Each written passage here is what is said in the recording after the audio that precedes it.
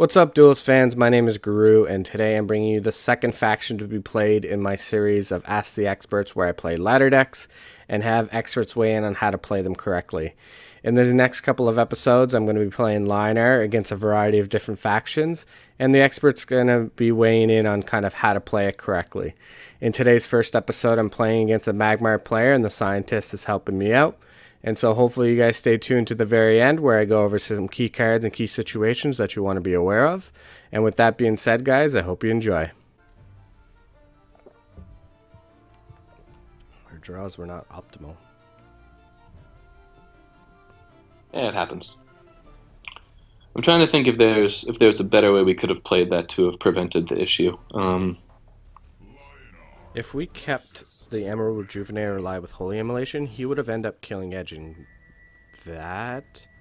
Or, like, I don't know. Because he only killed Edge and swung with us with Frenzy because we had an Ironcliffe Guardian. Yeah, it's possible. He was clearly saving that exact combination of cards. Yeah, could have been. I'll have to think about it. So I would drop the whole thing. Sunbloom isn't really doing anything for you either. Right. Yeah. You're not worried about like Kujata or anything like that. Is it worth it on Kujata, or you're just keeping it? No, it's not worth it on Kujata. The only thing you're really worried about is the elders. Yeah. Well, okay. Guess that's. Taking the Archon. Yeah. Drop the Archon for now. All right, there you go. Much better.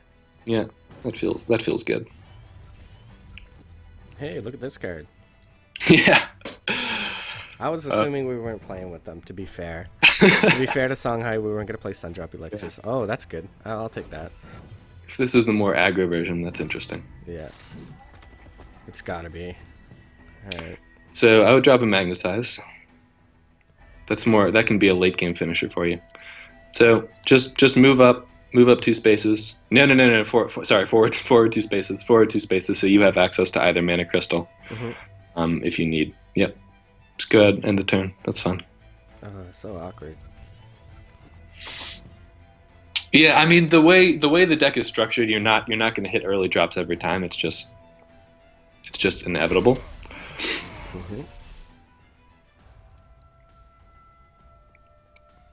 So depending on what type of Magmar they play, you either want to pressure them aggressively early, or you want to go super late game. Tempest? Based on the fact that he's running those cards, it seems you're never gonna get more value from Tempest than you are right now against Magmar. So I would Tempest, and then yeah, go ahead and Tempest. Are we shipping like a Divine Bond back, or? Yeah, so let's think about what we want to drop. Yeah, Divine Bond is not going to be coming into play until much later, whereas all those other cards could be used. Yep. I can hit him and then Sundrop, maybe. I don't know if I should keep I would just Sundrop and then pass the turn. And then pass the turn, because you're still looking at the potential of a big tempo swim with Martyrdom, and because we didn't like super out tempo from the beginning, we're sort of playing for the late game. So getting more value from Arclight Regalia, that's one of our win conditions against Magmar. So yeah, that's good. He's gotten every one of the mana orbs. He's loving them. Yeah.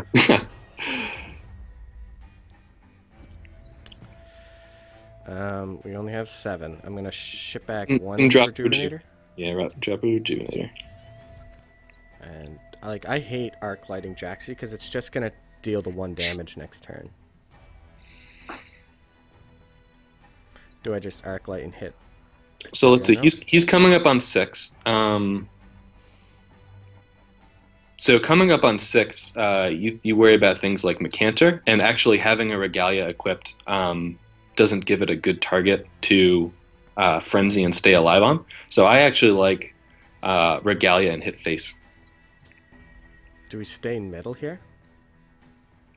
Yeah, I would stay in the middle, because you're not totally sure what positioning you're going to need later. So now, instead of playing a body that can get Macantor War Beast, we're just Regalia and then leaving him an awkward hand with a War Beast in hand. Yeah, because we have answers with with Holy Immolation later if he tries to develop a board.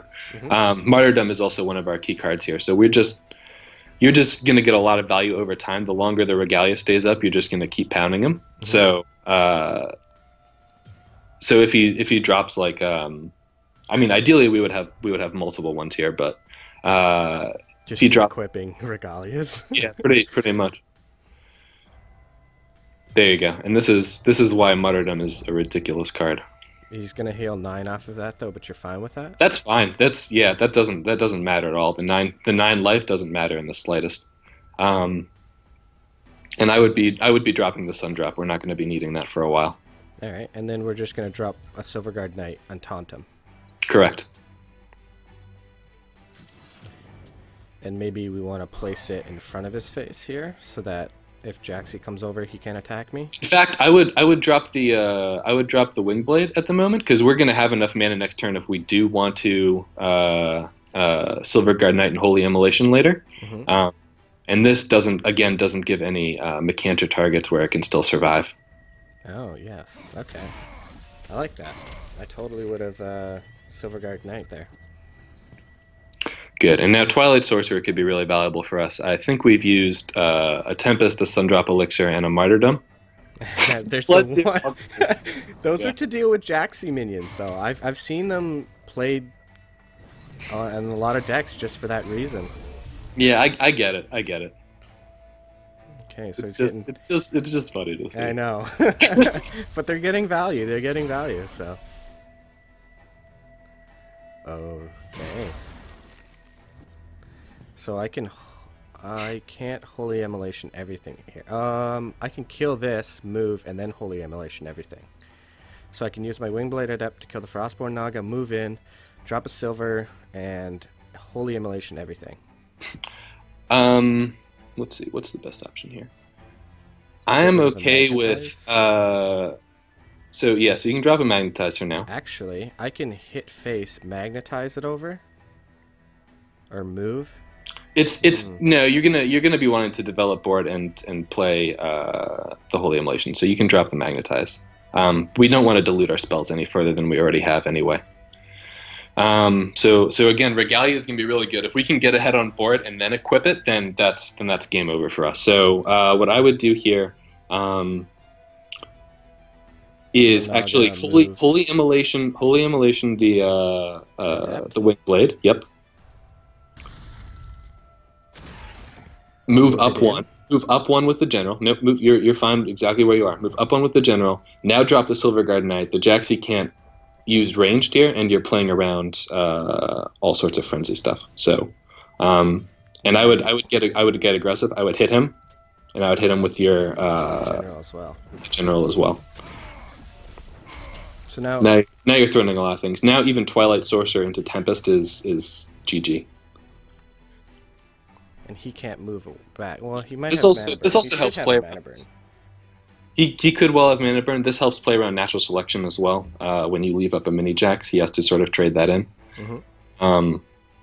This is a favorable position at this point. So the weakness about Magmar and why you want to do a lot of these things is it's very difficult for them to, because they have great healing, but it's so expensive that it's very tough for them to use a whole develop. On it. Yeah, develop the board and do it. Okay, that's good. Tempest Regalia. Yeah. It's a good game.